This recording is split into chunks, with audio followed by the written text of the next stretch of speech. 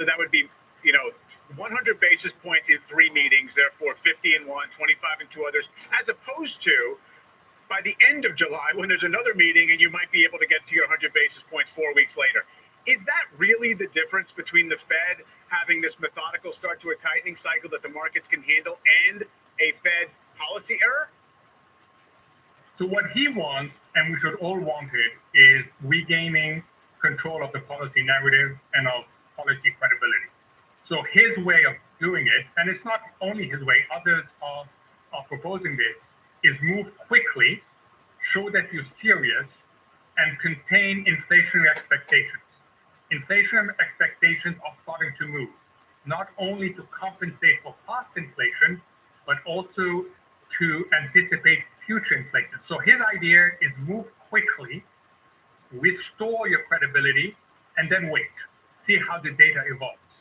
And that is a more orderly way of doing it. The trouble is that if they don't get it just right, they risk having to hike again, and then you worry about the economy, and you worry about the typical mistake, which is when you slam on the brakes, you increase the probability of a significant slowdown, and you hurt corporate earnings.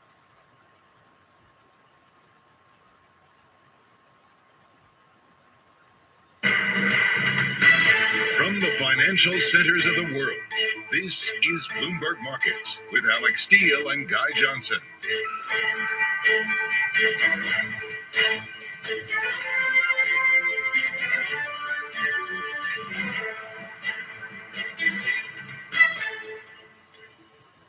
It's 30 minutes into the U.S. trading day, Thursday, February 10th. Here are the top market stories we are following for you this hour. Well, hot American wallets getting hit again with a higher than expected jump in consumer prices. Inflation charging ahead at the fastest pace since 1982. And now the spotlight is on the Fed. Money markets are betting a whole percentage point of rate hikes by July. Do traders have it right? Will March be the start of a historic tightening cycle? And is 50 basis points back on the table? And turbocharged, Aston Martin unveiling its latest Formula One car. We'll have an exclusive interview with none other than Aston Martin F1 team owner Lawrence Stroll on what they're doing to keep the momentum going. From New York, I'm Kriti Gupta with Guy Johnson, and Alex Steele is off. Welcome to Bloomberg Markets. That was a hot number, wasn't it? Certainly caught a few people on the hop. Big reaction, pretty certainly at the front end of the curve. The curve a lot flatter. We're seeing an impact over here in Europe. The real question is, does this change the narrative for the Fed? A lot of people, Scott Minard included, talking about the fact that 50 is now on the table. I think we're pricing 50-50 on 50.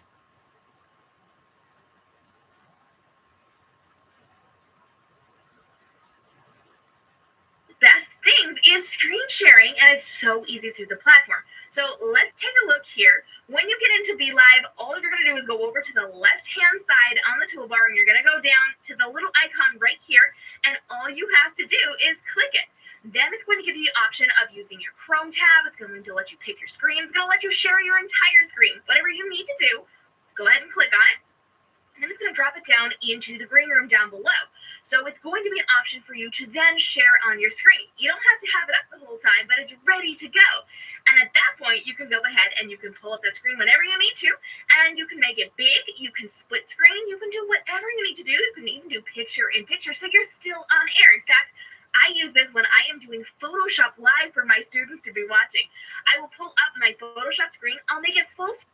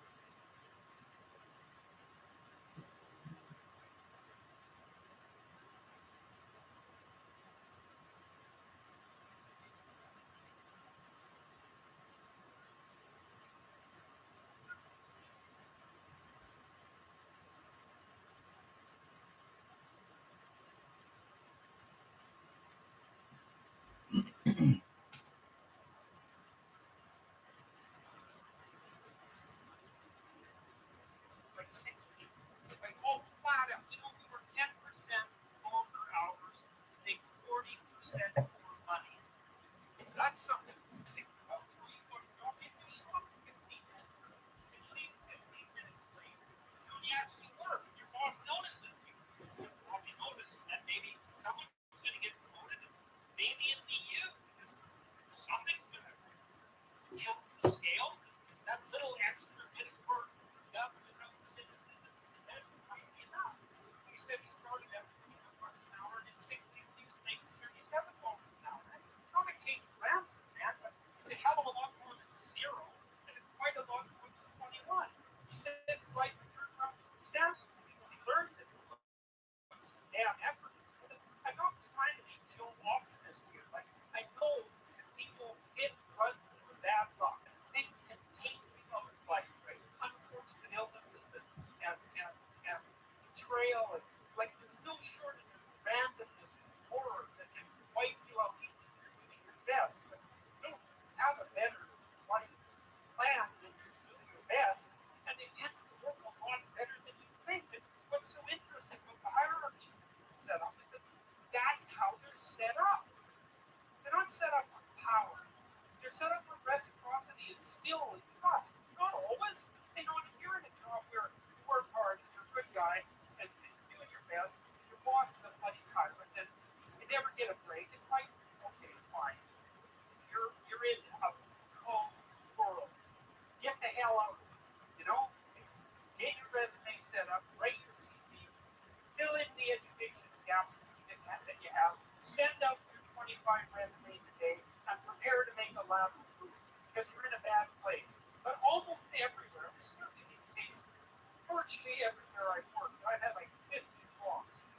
If you go above and beyond the call of duty in a weight and intelligent way, interpersonally, socially, with regards to the diligence, with regards to the truth and gratitude and courage and all of that, that will work.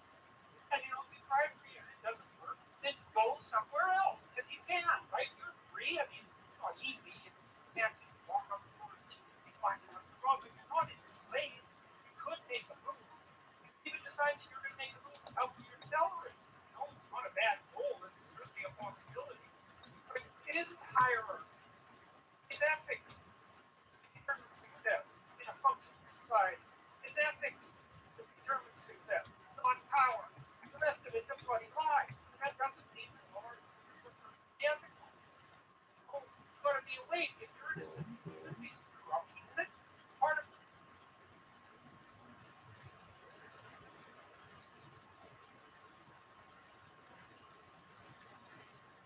That's what you're supposed to do. Keep your damn eyes open for the corruption and your mouth speaking truth. So when the corruption starts to take root, you object to it so the whole darn system doesn't turn into a pathological power play. That's part of your ethical responsibility as a conscious being, an ethical being, religious being for that matter, and a citizen. You know? And you're charged with that. That's why you vote. That's why you're the cornerstone of your state, man. You're the 아니 메시지 아니야. 그냥 이메일 들어갈 때 알림을 주는 거야. 내가 왠지. replenish the dying world. That's what you are. And if you act that, really, that's what you are. And if you act that out, probably then things work. And that's why that's always been described as ethical behavior. Because it's supposed to be good. You know, being good isn't that easy anyway. So it certainly doesn't mean being nice and nice. It's not an easy thing to do. You have to be tough as a nail. You have to stand your ground. You need to stand your ground. And you have to be the same way. Say no. And you have to mean it. So then you have to think it's mean it. Say no.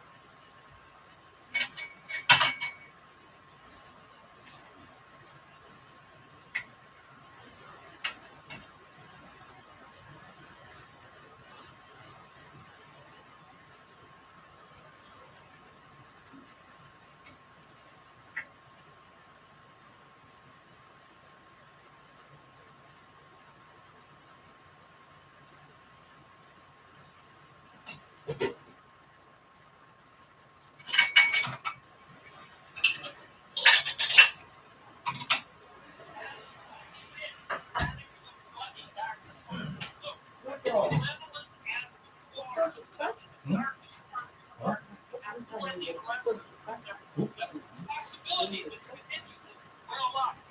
Courage and the truth, the ability and the skill and the willingness to set things right. If you are willing to set them right, is more powerful than all of that. And so it's so interesting. It was proof for me of an old saying I read from Carl Jung. It's an alchemical motif in Spiritualitas Infinita, which is what you most want to be found will be found where you least want to look, essentially. And it's so interesting because it means that if you're willing to turn around and to stand up straight, and face the darkness like fully, what you discover at the darkest part is the brightest light. And that's something that's so much worth discovering because there's going to be terrible darkness in your life.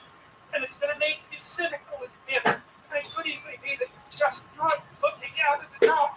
Because if you looked at it enough and you didn't shy away on everything you have there on it, you find that there was more to you than there was to the horror. Drop what you're doing that's foolish, that you know is foolish. And pick an aim that's worthwhile. You know, to make things better for yourself, like you're worth taking care of, like you're worth something, you know, and to surround yourself with people who believe the same and who are rejoicing in your accomplishments and unhappy when you fail, right? And you're comparing yourself to your accomplishments of yesterday and not to someone else's today so that you're not jealous and bitter. And you put your own house in order so that you're not cursing the world with someone whose display might be evil. You're trying to do something useful and you're doing your best to tell the truth and all of that. And then you see what happens. Who the hell are you? You know, you think you're a miracle of some bloody bizarre sort. You've been around for 3.5 billion years. You know, every single one of your relatives propagated successfully. And here you are, against all possible odds, in this world of hell in some sense, and bitterness and tyranny and malevolence. And yet, God only knows what's inside you, this capacity for consciousness, the capacity to confront potential and to turn it into something good. That's us, man. That's the Western story. That's the individual as the cornerstone of the state. That's our responsibility. And it really is who we are. So we need to know that, and we need to remember it, and we need to act it out. And then maybe we can see what we can do about it, you know? And see how good we can make things. I mean, that's the purpose of your damn life, right? Not to be happy. It's like, there's problems to be solved. happy after you solve the goddamn things. 초등학생도 전문화된 초등 국어 독해 교재가 필요합니다.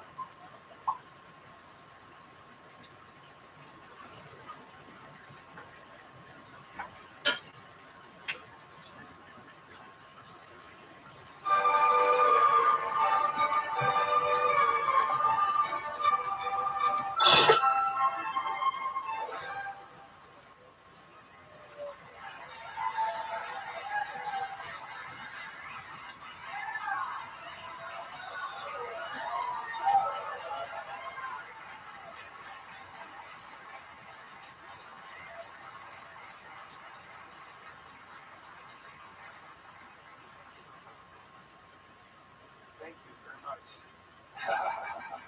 Thank you very much for showing up again. That's pretty good to see everybody here. So, one of the things that I've been realizing as a consequence of going through these stories is that the degree to which they're about individuals is quite remarkable. And I think that's really telling. Now, one of the reasons I prefer Dostoevsky to Tolstoy is because Tolstoy is more of a sociologist. He's more interested in the relationship between groups of people. This is an oversimplification because obviously Tolstoy is a great author, but I like Dostoevsky better because he really delves into the souls of individuals, and I think it's remarkable the degree to which all of the stories that we've covered so far in Genesis are about individuals, and they're quite realistic, which is quite remarkable too. They're not really romanticized to any great degree because all of the people that are regarded, let's say, as patriarchal or matriarchal figures in Genesis have no shortage of ethical flaws, and also no shortage of difficulties in their life. And the difficulties are realistic. They're major deep problems, like familial catastrophes and famine, or revenge, hatred, all those things. It's not a pretty book, and that's one of the things that makes it great. That's one of the things that characterizes great literature, is that it doesn't present you with a whitewashed view of humanity or of existence. That's really a relief, I think, because as you all know, because you're alive, there's no such thing as a whitewashed existence. To be alive is to be in trouble, ethically and existentially. I've been reading this book recently. I'll talk about it a little bit later. It's called Better Never to Have Been. It was written by a philosopher